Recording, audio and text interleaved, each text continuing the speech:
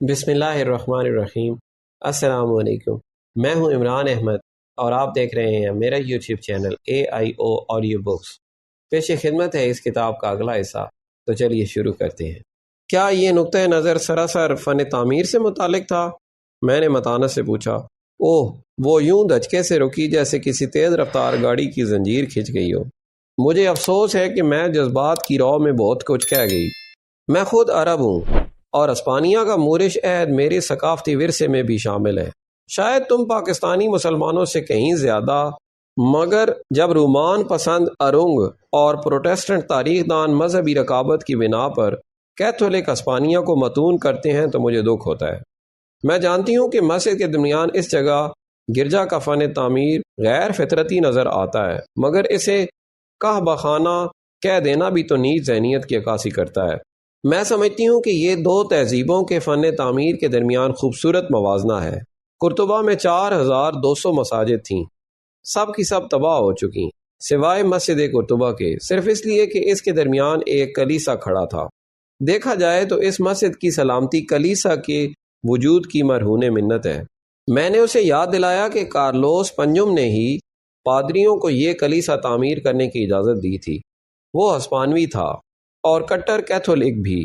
کلیسا کو دیکھ کر جن الفاظ میں اس نے تعصب کا اظہار کیا تھا، اب وہ تاریخ ہیں۔ ہم کلیسا سے باہر آئے تو ستونوں کا حابیدہ جنگل ہمارے قدموں کی چاپ سے گونج اٹھا۔ صدر دروازہ بند ہو چکا تھا اور ہم دونوں تاریک عمارت میں کھڑے تھے، مسجد اور کلیسا کی طرح پہلو بپہلو مگر جذباتی اعتبار سے مخالف سمتوں میں رواں، بے کراں۔ خاموشی سے فرش سے پھوٹتے ہوئے سینکڑوں ستونوں کے نازک حسن نے مجھے دم بخود کر دیا۔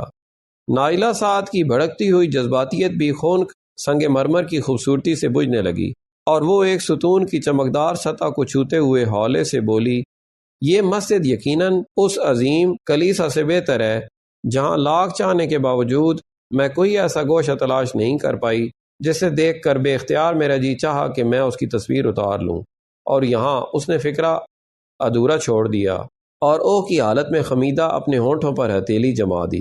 میں نے مسجد کے بند پھاٹک پر ہولے سے دستک دی۔ قدرے توقف کے بعد آہنی کنڈے کے سرکنے کی آواز آئی اور محافظ نے اندر سے جھانکا۔ ہم دونوں کو وہاں اکیلا دیکھ کر اس کے لبوں پر میں سب سمجھتا ہوں کہ مسکراہٹ پھیل گئی اور اس نے کواڑ کھول دیے۔ روشنی اور سایوں کے صحن میں بھی خاموشی تھی۔ باب التوبہ کھلا تھا۔ ہم باہر گلی میں آ گئے۔ میں نے نائلہ سعد کو اس کی مذہبی گفتگو کے حوالے سے پہچاننے کی کوشش کی تو اس کے میکسیکن ہیٹ نے بلند ہو کر تکونی وضع اختیار کر لی۔ گلابی بلاؤز اور جین لٹک کر سیاہ چوغے میں بدل گئے۔ انکوزیشن کا ایک ایسا پادری جو بے جا تعصب سے اپنے ہی مذہب کا گلا گھونٹ دیتا ہے۔ مجھے آج رات قرطبہ چھوڑ جانا ہے، اس نے گھڑی دیکھتے ہوئے کہا۔ میں نے بھی ابھی تک القصر نہیں دیکھا۔ انکوزیشن کے ایک پادری کے ساتھ مزید رفاقت میرے بس کی بات نہ تھی۔ میں نے نمائشی مسکراہٹ کا سہارا لے کر اجازت چاہی۔ ڈاکٹر نائلہ سعد، آپ کی رفاقت اور لیکچر کے لیے بے حد ممنون ہوں، خدا حافظ۔ پادری کے ہونٹ او کہنے کے لیے واہ ہوئے اور پھڑپھڑا کر بند ہو گئے۔ اے ہیلو! میں سپیدس گلی میں مڑنے کو تھا کہ وہ میرے پیچھے پیچھے چلی آئی۔ تم نے اپنا تعارف تو کروایا ہی نہیں۔ چونکہ میں ان معاملوں میں صاف گو ہوں، اس لیے تم سے یہ بھی نہیں کہہ سکتی کہ پلیز مسجد کی دیوار کے ساتھ میری ایک تصویر اتار دو۔ اور کیا کہو گی؟ اس نے مسکرا کر میرا بازو تھاما اور اس لمس سے انکوزیشن کا پادری ایک دم لبنان کے دیودار کے درختوں اور پہاڑی چشموں ایسی ایک لڑکی میں بدل گیا جو کہ نائلہ سعد تھی۔ القصر بند تھا مگر وہ کھڑکیاں ہنوز کھلی تھیں جن کے کواڑ گئے زمانوں میں میکیا اور زہرا کے حسین چہروں کو تصویر بناتے تھے۔ الحکم اول کے عہد میں وادی الکبیر کے دوسرے کنارے پر واقع شکندہ کے باسیوں نے بغاوت کر دی اور مسلح ہو کر القصر کے سامنے میدان میں جمع ہو گئے۔ الحکم نے کھڑکی کھول کر حالات کا جائزہ لیا اور پھر آئینے کے سامنے اطمینان سے اپنے بالوں اور داڑھی پر عطر چھڑکنے میں مصروف ہو گیا۔ وزیر اعظم نے اس بے وقت سنگار کا سبب پوچھا تو گرج کر بولا، بے وقوف شخص، اگر باغیوں نے القصر میں گھس کر سب کو تہہ تیگ کر دیا تو بعد میں لاشوں کے ڈھیر سے میری لاش کی شناخت کیسے ممکن ہوگی؟ صرف میری عطر بے داڑھی اور بالوں سے۔ بہرحال اس خوشبودار پوسٹ مارٹم کی نوبت نہ آئی۔ الحکم نے بغاوت پر قابو پا کر شکندہ کا پورا علاقہ جلا دیا اور 300 باغیوں کو وادی الکبیر کے رومی پل پر الٹا لٹکا کر مصلوب کر دیا۔ القصر کے قریب اندلس کے عظیم شاعر اور وزیر اعظم ابن زیدون اور اس کی محبوبہ دلادہ کی خوبصورت یادگار ہے۔ ابن زیدون کے بارے میں کہاوت ہے کہ اس کے پاس 2 وزارتیں تھیں، ایک قلم کی اور دوسری تلوار کی۔ خلیفہ المستقفی کی بیٹی دلادہ فنون لطیفہ کی دلدادہ تھی اور اس کی شاہانہ حویلی میں ہمیشہ شاعروں اور موسیقاروں کا جم گھٹا رہتا تھا۔ شامت اعمال ابن زیدون دلادہ کے عشق میں گرفتار ہوا، اسی جرم میں سچ مچ گرفتار ہوا، جیل کاٹی، ملک بدر ہوا۔ بڑھاپے میں معتمد نے اپنے دربار میں جگہ دی، وہاں ابن عمار بھی موجود تھا۔ ایک دربار میں 2 شاعر نہیں سما سکتے۔ ابن عمار کے حسد کی بنا پر پھر ملک بدر ہوا۔ یادگار ایک مکعب نما 4 فٹ بلند چمکیلے پتھر کی شکل میں ہے، درمیان میں 2 ہاتھ ایک دوسرے پر سایہ کیے ہوئے ہیں، پیشانی پر عربی میں مندرجہ ذیل عبارت کندہ ہے: من مدینہ قرطبہ والجامعات الاسلامیہ دلادہ ابن زیدون۔ عرب ناجلہ کی موجودگی سود مند ثابت ہوئی، اس نے فوراً ترجمہ کر دیا: شہر قرطبہ اور اسلامی درسگاہوں کی جانب سے دلادہ ابن زیدون۔ القصر کے سامنے اسلامی عہد کے کھنڈرات کی کھدائی ہو رہی تھی۔ میں نے مٹی کے ایک تودے پر کھڑے ہو کر نیچے جھانکا، کسی امام کا کھنڈر تھا۔ چند مزدور برشوں کی مدد سے دیواروں سے مٹی پہنچ رہے تھے، ایک کونے میں چند شکستہ مٹکے دھرے تھے۔ قرطبہ کے حمام اپنے ہاں کے گرم حماموں سے قدرے مختلف ہوا کرتے تھے۔ تانبے کے حوض، دیواروں پر چاندی کی ملمہ کاری اور جانوروں کے مجسمے، گارا، مہندی، صندل اور مسواک مفت۔ قصر الحمرا کے حمام ان سے بدرجہ دیدہ زیب اور کم گرد آلود ہیں۔ نائلہ نے چہرے پر جمتی مٹی کی تہ کو رومال سے پوچھتے ہوئے بتایا۔ کھنڈروں کے قریب ایک گلی میں کیفے اندلوسیہ کا بورڈ لٹک رہا تھا۔ ہم کافی پینے کے لیے اندر چلے گئے۔ متعدد نیم تاریخ راہداریوں میں سے گزر کر ایک پاتیو آیا، درمیان میں کھجور کا ایک درخت آکاش بیلوں میں لپٹا ہوا تھا، دیواروں پر پھولدار گملے سجے تھے۔ اور اب ہم کیا کریں؟ اس نے کیمرہ کیس میز پر رکھتے ہوئے پوچھا۔ ڈاکٹر نائلہ سعد، میں بہت عرصے سے اپنے جسم کی ایک شدید ضرورت کے بارے میں کسی بیولوجسٹ سے فنی مشورہ حاصل کرنا چاہتا تھا۔ میں آؤٹ ڈور پریکٹس نہیں کرتی، وہ جھینپ کر بولی۔ اس کے لیے تمہیں لبنان آنا پڑے گا۔ ان ڈور پریکٹس کے لیے کیا لبنان جانا ضروری ہے؟ نائلہ سعد نے منہ بنا کر بغور میری جانب دیکھا، جیسے جاننا چاہتی ہو کہ یہ بیٹھے بٹھائے مجھے کیا ہو گیا ہے۔ میں نے موضوع بدلنے کے لیے اس کے تحقیقاتی کام کے بارے میں استفسار کیا۔ مجھے فانا لیبارٹری کی یاد مت دلاؤ، وہ بیزار ہو کر بولی۔ میں سارا سال خودبین پر جھکی خون کے جرثوموں کے عادات و خصائل کا مطالعہ کرتی رہی ہوں، اور بلاخر اینک کے باوجود یہ جرثومے دھندلانے لگتے ہیں، میری آنکھیں تھک جاتی ہیں، میرا جسم ٹوٹنے لگتا ہے، اور سفید کوٹ سے مجھے کفن کی بو آنے لگتی ہے۔